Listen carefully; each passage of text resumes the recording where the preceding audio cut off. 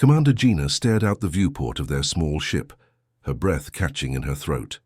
The Zephyrian mothership stretched endlessly before them, like a floating crystal palace made of pure light. Their own diplomatic vessel looked like a tiny insect next to this magnificent giant. She had seen the photos and videos from the long-range scans, but nothing had prepared her for this moment. "My God," whispered Dr. Minho from behind her. "It's beautiful." The alien ship wasn't just big. It was alive with colors that shifted and danced across its surface. Blues melted into purples, then sparked with golden veins that pulsed like a heartbeat. Gina had never seen anything like it in her 20 years of space service. "Docking request approved," Hana announced from the communications station, her voice tight with excitement. "They're guiding us to Bay 17. Quan, their security chief, checked his weapon for the third time. "Something feels off," he muttered. "Why are they so eager to meet us? Most first contacts involve months of careful negotiations." Gina nodded. She felt it too, that strange electricity in the air that meant something big was about to happen. Through the communication channels, she could hear the aliens talking in their musical language. It sounded like singing, but there was an urgency to it that made her stomach tighten. As their ship slid into the docking bay, Gina watched hundreds of Zephyrians gathering outside. They were tall and graceful, with skin that seemed to glow from within, but they weren't standing calmly like she expected. They were moving around frantically, pointing at the human ship and making excited gestures with their forearms. "Are they celebrating?" Hana asked, pressing her face to the window. "Or preparing for war," Quan added grimly. The docking clamps engaged with a soft thud. Gina straightened her uniform and took a deep breath. This was it, the moment that would change everything between humans and aliens forever.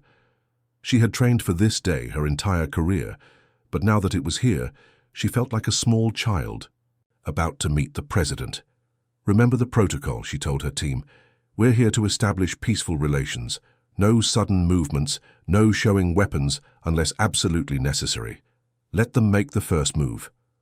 Through the airlock window, she could see more aliens arriving every minute. Some wore elaborate robes covered in symbols she didn't recognize. Others carried what looked like ceremonial objects, crystals that glowed within a fire, staffs, topped with swirling metals. The whispered singing was getting louder. Minho pulled out his tablet and started recording. "The biological readings are off the charts. Their emotional state seems extremely elevated. Heart rates, if that's what those readings represent, are through the roof." "Good elevated or bad elevated?" Quan asked, his hand resting on his sidearm. "I honestly can't tell." The airlock hissed as it began to cycle. Gina's heart pounded so hard she wondered if the aliens could hear it. Outside, the Zephyrians had fallen into some kind of formation, creating a clear path from the airlock to a raised platform where someone important was clearly waiting. "Here we go," Gina whispered, stepping forward as the door began to open. Whatever happened next would echo through human history forever. She just hoped they were ready for it. The massive doors at the far end of the docking bay slid open with a sound like crystal bells ringing. Gina felt her breath catch as the most incredible being she had ever seen stepped through.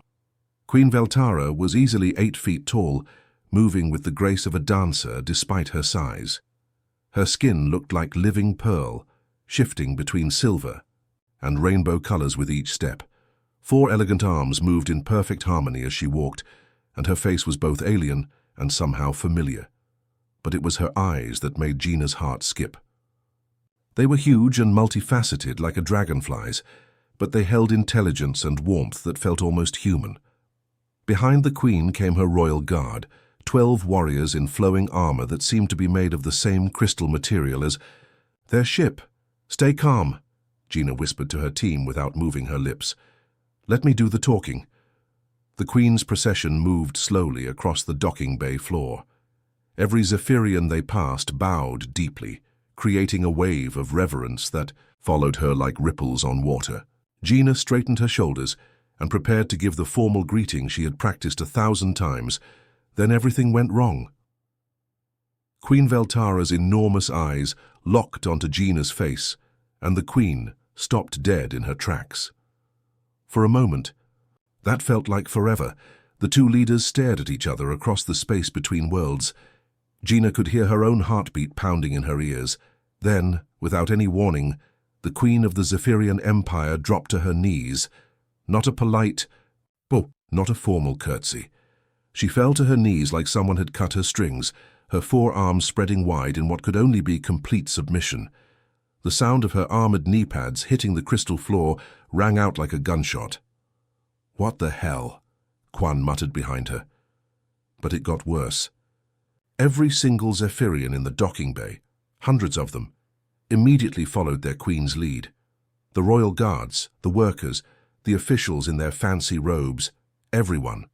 They all dropped like dominoes, until Gina and her tiny human team were the only ones left standing in a sea of kneeling aliens. The silence was deafening. Gina's mind raced. This wasn't in any of the first contact protocols. Was this some kind of test? A trap? Her diplomatic training kicked in, and she stepped forward carefully. "Your Majesty," she said, her voice echoing in the vast space. "Please, there's no need. For this, we come as equals, seeking friendship between our peoples." She reached out her hand to help the queen stand up. The moment her fingers touched the alien's arm, a gasp went through the entire crowd. Queen Veltara looked up at Gina with something that looked like awe, maybe even fear. "The prophecy speaks truth," the queen whispered in perfect English, her voice like music. "You have returned to us." Gina blinked. Returned? She had never been here before in her life. She tried again to pull the queen to her feet, but Veltara seemed afraid to stand. Every time Gina touched her, the other aliens made soft singing sounds that sent shivers down her spine. "I don't understand," Gina said helplessly. "We've never met before. This is humanity's first contact with your people." The queen's multifaceted eyes seemed to shimmer with tears. "The ancestors have come home," she said, loud enough for everyone to hear. "The children of the first makers walk among us again." Gina looked back at her team, completely lost. What had they gotten themselves into? Hours later, Gina sat in what the Zephyrians called their sacred chamber, watching Hannah work frantically with her translation equipment. Ancient symbols covered every inch of the crystal walls, glowing softly in patterns that seemed to shift when she wasn't looking directly at them. Queen Veltara had finally agreed to stand up, but she still refused to sit in Gina's presence. "Okay, I think I'm getting somewhere," Hannah said, wiping sweat from her forehead. Her fingers flew over her tablet as alien text scrolled across the screen. Their language is incredibly complex, but the translation software is starting to pick up patterns. Quan paced near the doorway, his eyes constantly scanning for threats. "This whole thing feels like a setup," he muttered. "No species just randomly worships strangers. There's got to be an angle." Dr. Minho was on the other side of the room, carefully collecting samples from willing Zephyrian volunteers. Each time he took a blood sample or skin scraping, the aliens acted like he was performing some kind of holy ritual. It was making everyone nervous. "Got it," Hannah suddenly shouted, making everyone jump. "The text is talking about something called the sacred texts of return. It's like their version of religious scripture." Queen Veltara leaned forward eagerly. "Yes, the ancient words passed down through 10,000 generations. They speak of the great departure and the promised return." Gina felt a chill run down her spine. "Tell me about these texts." Hannah's translation device hummed as the queen began to speak. Her musical voice filled the chamber, while the computer worked to convert her words into English. "Long ago, before our civilization learned to touch the stars, the first makers walked among us. They were beings of great wisdom, who taught us the secrets of crystal technology, space travel, and harmony with the cosmos. But one day they simply vanished into the void, leaving only a promise that they would return when the galaxy needed them most." "That's impossible," Minho called from across the room. "Humans only developed space travel 300 years ago. We've never been to this part of the galaxy before." But the queen wasn't finished. The text described the returners perfectly.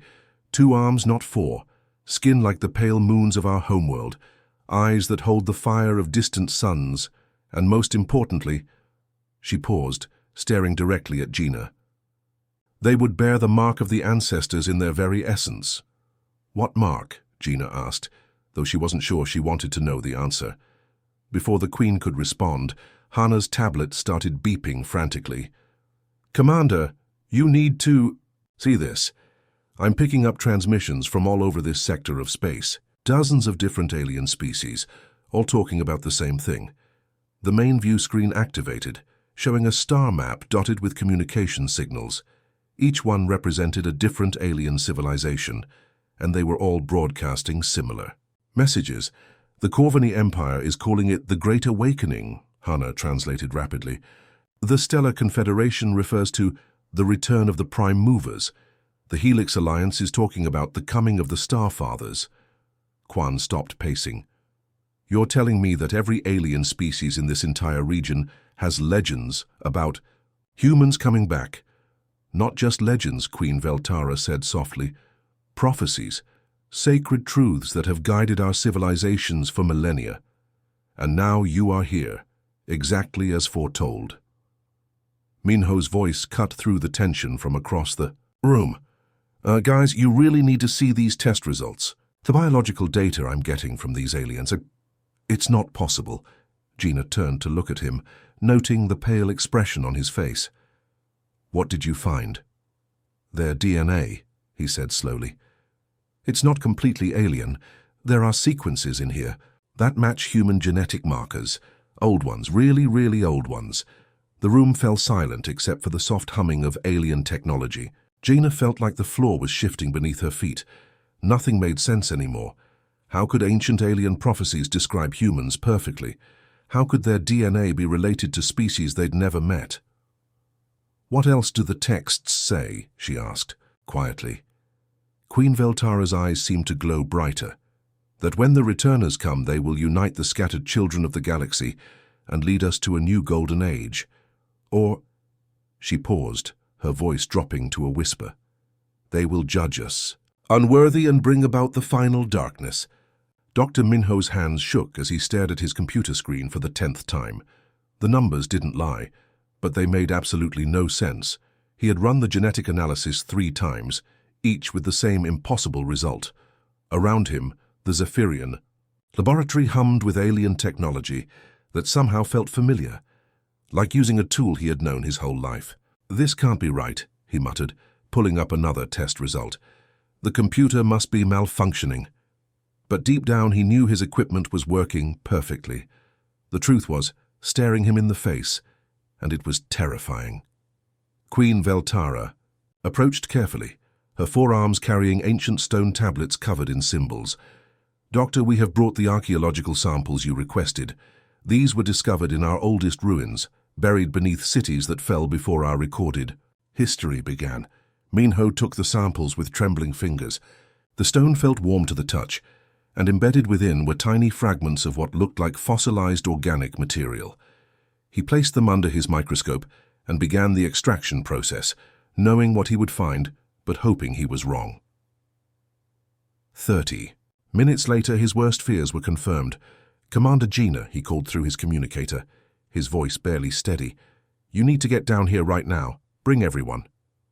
When the team arrived, they found Minho pacing back and forth like a caged animal. His usually neat hair was disheveled, and he had the look of someone whose entire understanding of the universe had just collapsed. What's wrong? Gina asked, noting the panic in his eyes. Everything, Minho said, gesturing wildly at his screens. Everything we know about human history, about evolution, about our place in the galaxy, it's all wrong.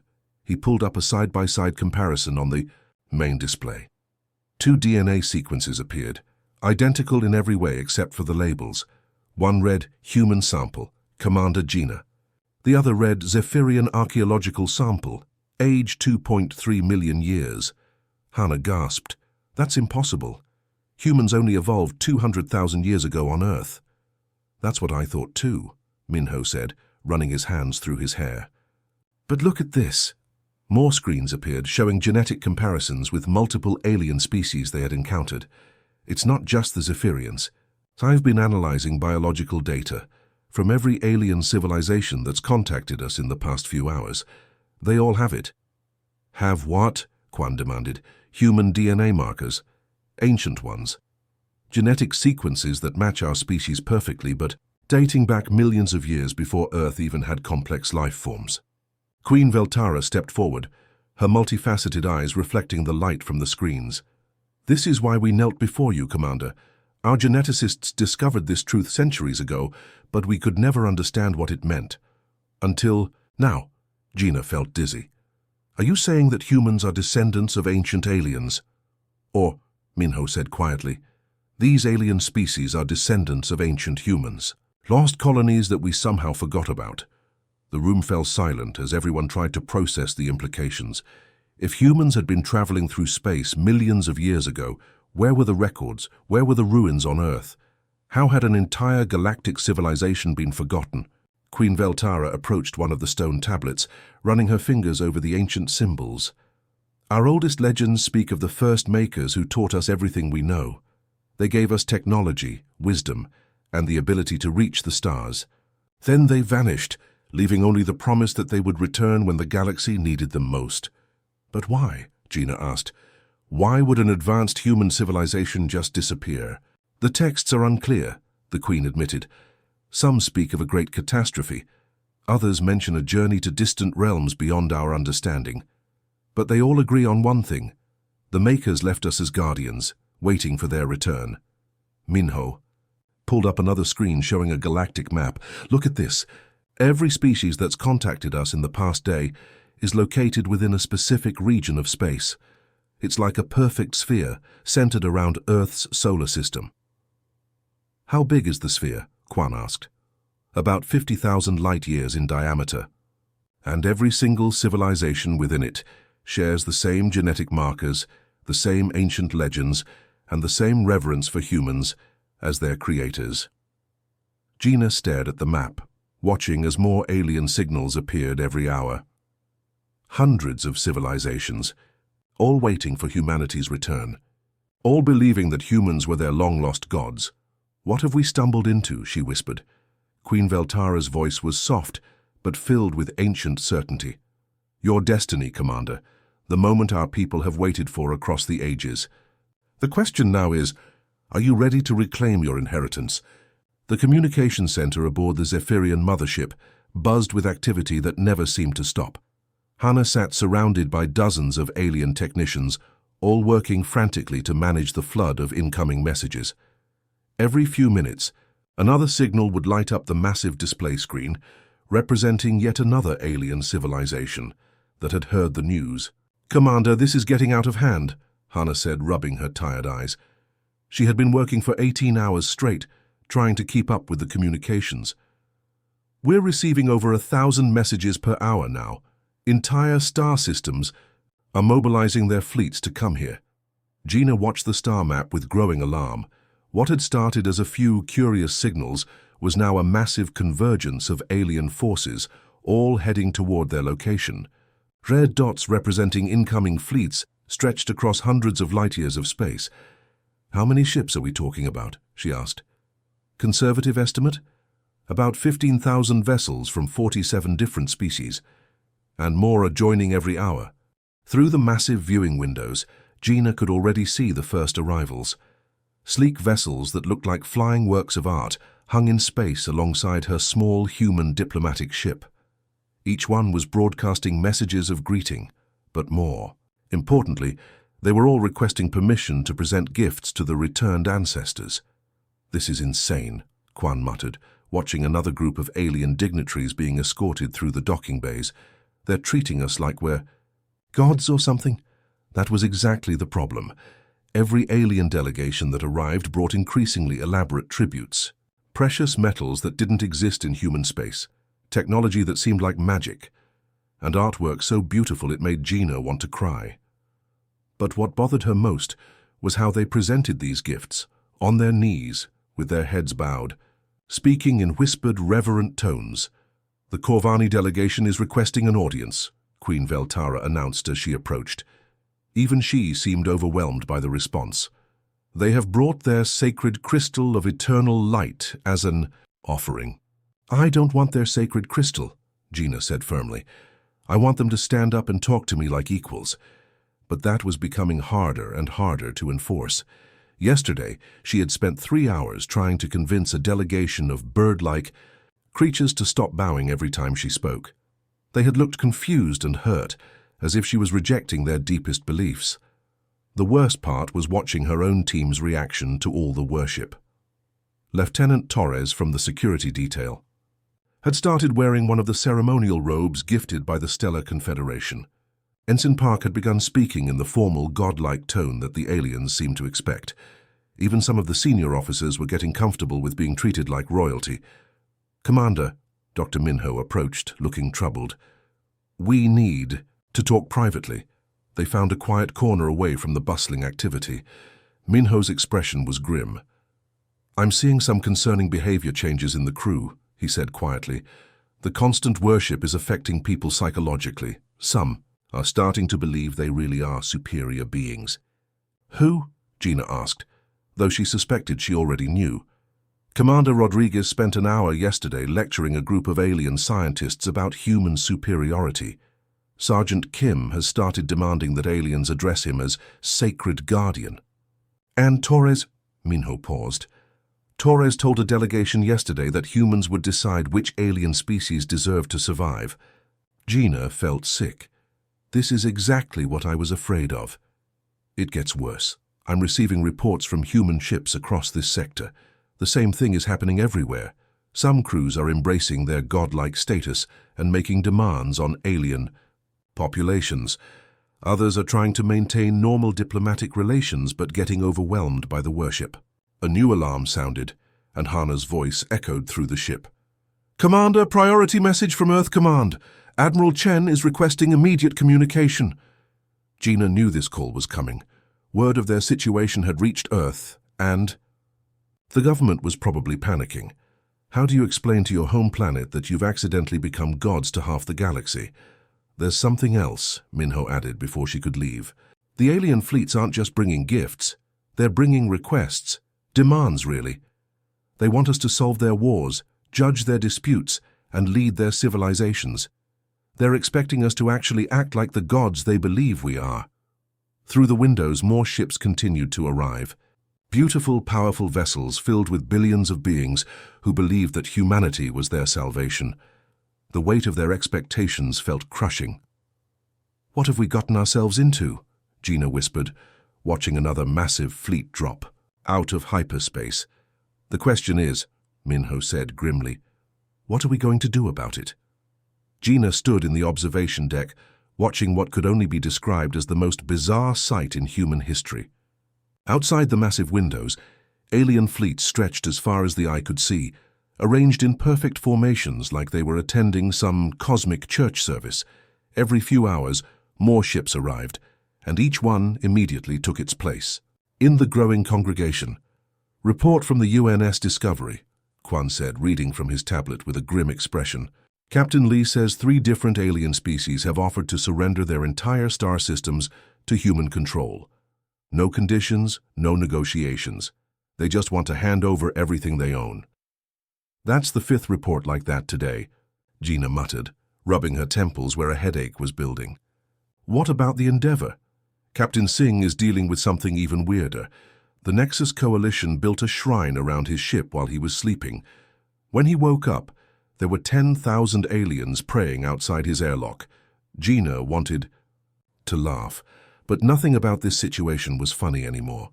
In the past week, humanity had gone from being unknown to being worshipped by hundreds of civilizations. Every human ship that had ventured into this sector was now surrounded by alien pilgrims who believed they were in the presence of living gods.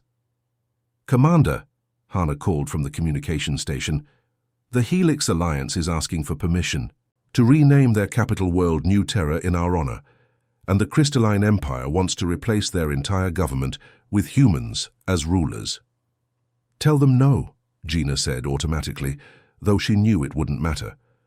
The aliens would just ask again tomorrow and the day after that. The real problem wasn't the aliens, though. The real problem was walking through the corridors of her own ship.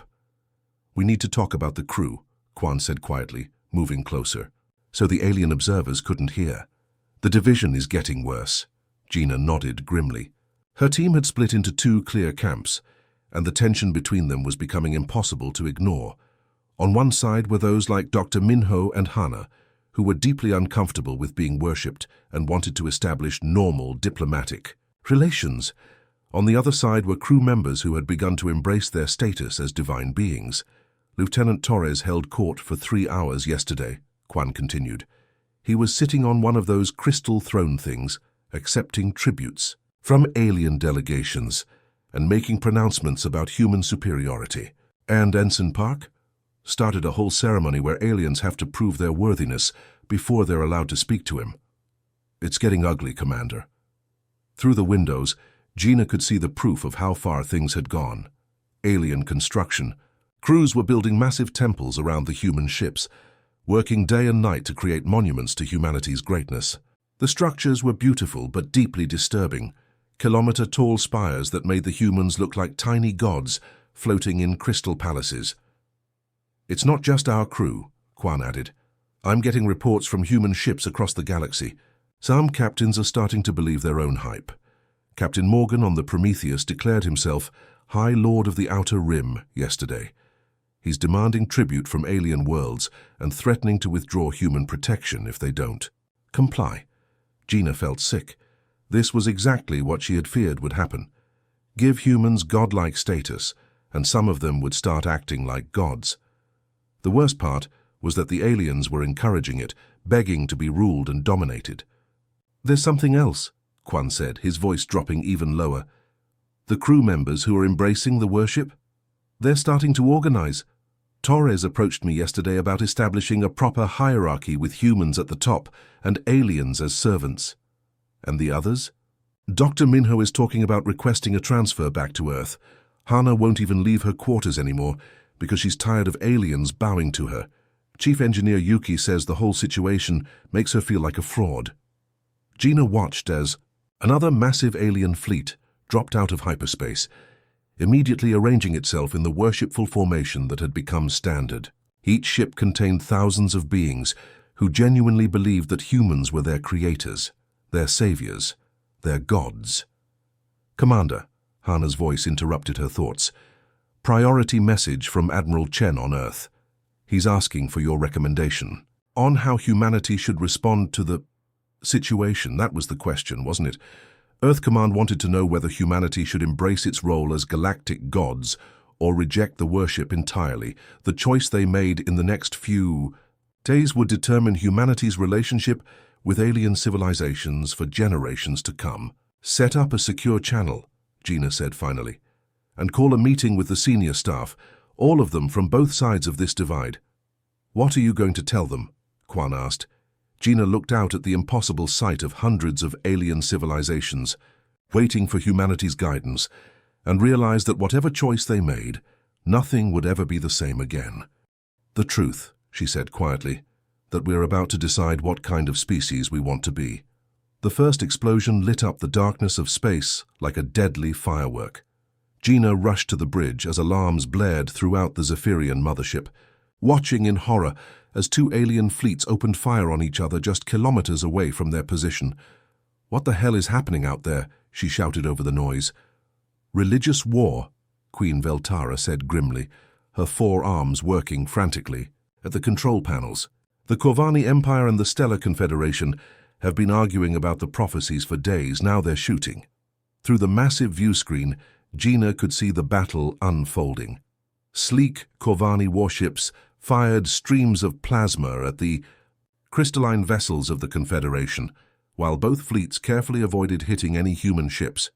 It was like watching 2 groups of fanatics fight over the right to worship in a church. Commander, Quan reported, running onto the bridge with his security team, we're getting similar reports from human fleets across the sector. Alien civilizations are turning on each other everywhere. Dr. Minho burst through the doors, his face pale with panic. I've been monitoring alien communication channels. This is bigger than just a few disagreements. We're looking at the start of a galactic civil war. About what? Gina demanded, though she was afraid she already knew the answer. Hana's fingers flew over her translation equipment as alien voices filled the bridge.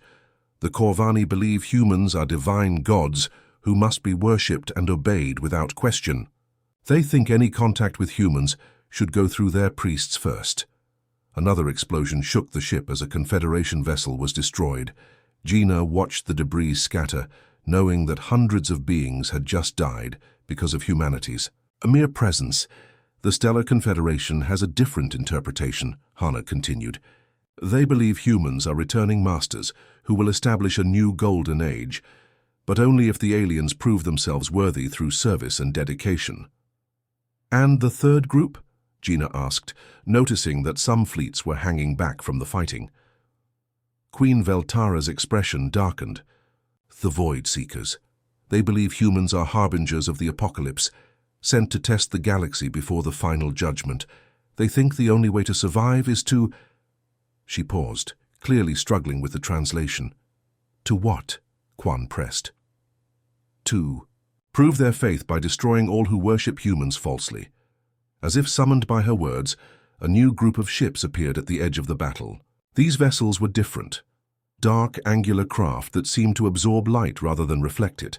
They moved with purpose toward the fighting fleets, but their weapons were aimed at everyone. Incoming transmission from the Void Seeker. Fleet, Hana announced. The view screen flickered, showing a terrifying alien figure in black robes. Its face was hidden behind a mask made of what looked like crystallized darkness, and when it spoke, its voice sent chills down Gina's spine. False believers, the figure intoned, you have corrupted the sacred prophecies with your petty desires. The returners have come to judge us all, and you are found wanting. The Void Seeker ships opened fire on both sides of the original battle. Their weapons were unlike anything Gina had ever seen, beams of pure darkness that seemed to erase matter itself. Where they struck, ships simply vanished into nothingness. They're not just fighting each other, Minho said in horror. They're heading for us. All human vessels. This is Commander Gina, she broadcast on all frequencies. Move to defensive. Positions immediately. Do not fire unless fired upon directly. But it was too late to avoid the conflict. A squadron of Corvani fighters fleeing from Void Seeker pursuit flew directly between the human ships and their attackers. The dark vessels followed, their weapons charging for another devastating volley. They're using us as shields, Quan growled. The Corvani think the Void Seekers won't fire on their gods. He was wrong. The Void Seekers fired anyway, their dark beams passing dangerously close to the human diplomatic vessel. The Corvani fighters were obliterated instantly, their final screams echoing across the communication channels. Commander, Queen Veltara said urgently, the Void Seekers believe that by attacking near-human vessels, they are conducting a sacred trial. If the humans survive, it proves they are truly divine. If they die, then they were false gods all. Along, Gina finished grimly. More fleets were arriving every hour, each bringing their own interpretation of the ancient prophecies. Some came to worship, others to serve, and a growing number came to test humanity's worthiness through violence. The space around their position had become a three-way battlefield, with human ships trapped in the middle like prizes in a deadly competition. This is madness, Hana said, watching another wave of explosions light up the darkness. They're destroying each other over us, and we never asked for any of this. What do we do? Minho asked. We can't just sit here while civilizations tear themselves apart because of some ancient misunderstanding. Gina stared at the chaos outside, knowing that every decision she made now would affect billions of lives across the galaxy.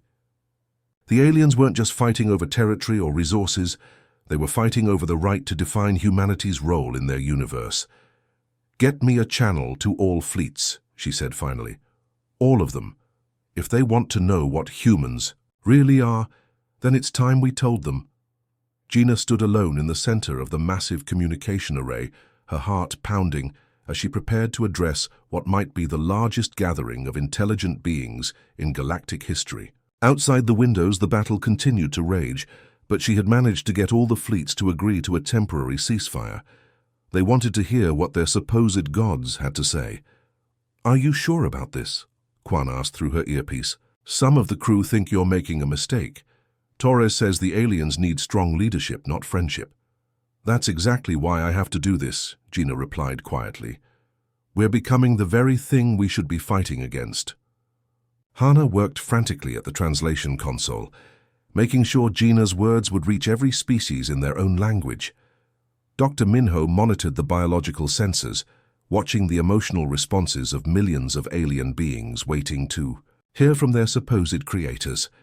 "All fleets report ready to receive transmission," Queen Veltara announced.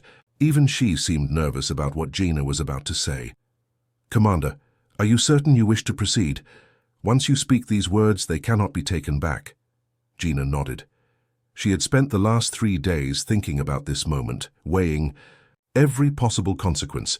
The choice she made now would echo through galactic history for thousands of years. "Begin transmission," she said.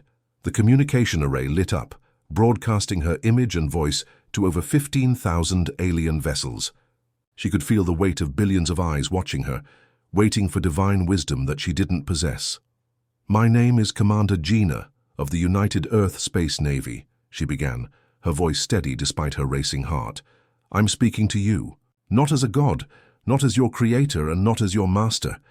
I'm speaking to you as a fellow traveler in this vast universe, trying to understand my place in it, just like all of you." A ripple of confusion passed through the alien fleets. This wasn't what they expected to hear from their returned ancestors. "I know your prophecies speak of humans as divine beings who will lead you to a golden age. I've seen your ancient texts and genetic evidence that suggests our species are connected in ways we don't yet understand. But I'm here to tell you something that might disappoint you. Humans are not gods." Through the sensors, Minho reported, massive spikes in alien stress levels. Some ships began moving restlessly, as if the crews couldn't decide whether to flee or attack. "We make mistakes," Gina continued. "We argue among ourselves. We get scared, confused, and lost. We don't have all the answers, and we certainly don't have the right to rule over anyone else. What we do have is curiosity, determination, and a desire to learn from others." "Commander," Queen Veltara whispered urgently, "some of the Void-Seeker ships are powering weapons. They're interpreting your words as blasphemy." Gina pressed on, knowing she was walking a tightrope between diplomacy and disaster. "I've watched you tear each other apart over the right to worship us, and it breaks my heart. Beings are dying because you can't agree on how to serve creatures who don't want to be served. But what if there was another way?" She paused, letting the translation systems catch up. Across the fleets, she could see some ships holding position, while others began to drift away in disappointment. What if instead of gods and servants, we could be something better? What if we could be partners? The word partners seemed to hit the alien fleets like a physical blow. Ships that had been moving toward the edges of the formation suddenly stopped. Even the Void-Seekers seemed to hesitate. "I propose something that your prophecies never considered," Gina said, gaining confidence as she spoke. "Instead of humans ruling over you or you worshipping us, what if we worked together as equals? We could share our knowledge, explore our connected histories, and build something greater than any of our species could achieve alone." "Some fleets are requesting clarification," Hana reported. "They don't understand what equals means in this context. It means humans learn from you just as much as you learn from us," Gina explained. "It means your voices matter in the decisions we make together. It means we respect your cultures, your wisdom, and your right to choose your own destiny. We don't want to be your gods, and we don't want to be your rulers. We want to be your friends." The silence that followed was deafening. For long moments, nothing happened. Then slowly, one ship broke formation. It was a small Zephyrian vessel, and it moved to a position directly between the human fleet and the Void-Seekers. "The ZNS Harmony is requesting permission to join a human-alien cooperation initiative," Queen Veltara reported, surprise clear in her voice. Another ship joined it, then another. Within minutes, hundreds of vessels from dozens of different species were repositioning themselves around the human ships, not in worship formation, but as equals seeking partnership. But not everyone agreed. Several Corvani ships fired warning shots demanding that the blasphemy stop. Some Confederation vessels began charging weapons, claiming that humans were testing their faith. The Void-Seekers moved closer, their dark weapons promising annihilation for those who abandoned the true prophecies. "It looks like we've started another war," Quan observed grimly. No, Gina said, watching as more ships joined the cooperation fleet. We've given them a choice, and for the first time in their history, they're free to make it. 6 months later, Gina stood on the observation deck of Harmony Station, watching something that would have seemed impossible just a year ago. Human and alien engineers worked side by side, their different forms of technology blending together to create something entirely new. The massive space station they had built together didn't belong to any single species, it belonged to all of them. I still can't believe this actually worked, Dr. Minho said, joining her at the viewing window. He carried a tablet filled with research data that had come from collaboration between human scientists and dozens of alien research teams. The breakthroughs we've made in just 6 months are incredible. Through the transparent aluminum, they could see Zephyrian crystal shapers working alongside human metallurgists to create hull plating that was both stronger and more beautiful than anything either species could produce alone. Corvani Energy. Specialists shared their plasma technology with human physicists, while human computer programmers helped alien technicians develop new forms of artificial intelligence. The hard part wasn't convincing the aliens, Gina said, thinking back to those chaotic early days. It was convincing some of our own people. That had been the real challenge. While many alien civilizations had eagerly embraced the idea of cooperation, several human crews had resisted giving up their godlike status. Captain Torres had actually staged a small mutiny, declaring himself the divine emperor of the Outer Rim, before Earth Command finally recalled him. Even now there were human ships operating independently, accepting worship from aliens who still believed in the old prophecies. "Commander Gina," Queen Veltara's voice called from behind them. The Zephyrian leader approached with her usual grace, but something had changed about her over the past months.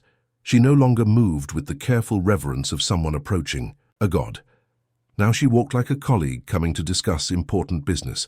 "The council meeting is about to begin," Veltara continued. "Ambassador Koreth from the Stellar Confederation has some interesting news about the archaeological expedition to the Nexus worlds." Gina nodded, following the Queen toward the station's central council chamber. The room itself was a marvel of cooperative design, built with architecture that accommodated beings of vastly different sizes and environmental needs. Crystalline seats for the Zephyrians sat next to metal chairs for humans, while elevated platforms allowed smaller species to participate at eye level with their larger counterparts. "The transformation in Queen Veltara alone makes all of this worthwhile," Minho murmured as they walked. "Remember how she used to prostrate herself every time you entered a room? It had taken weeks to break that habit. Veltara had been so deeply programmed by millennia of religious belief that treating humans as equals felt like blasphemy to her. But gradually, as they worked together on real problems with real solutions, she had come to understand what Gina meant about true strength lying in cooperation."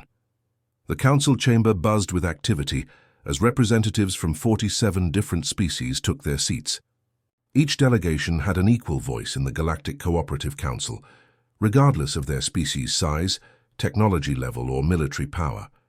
It was messy, chaotic, and sometimes frustrating, but it was also the first truly democratic galactic government in recorded history. "Friends and colleagues," Gina said, calling the meeting to order, "Ambassador Koreth has news from the Nexus expedition."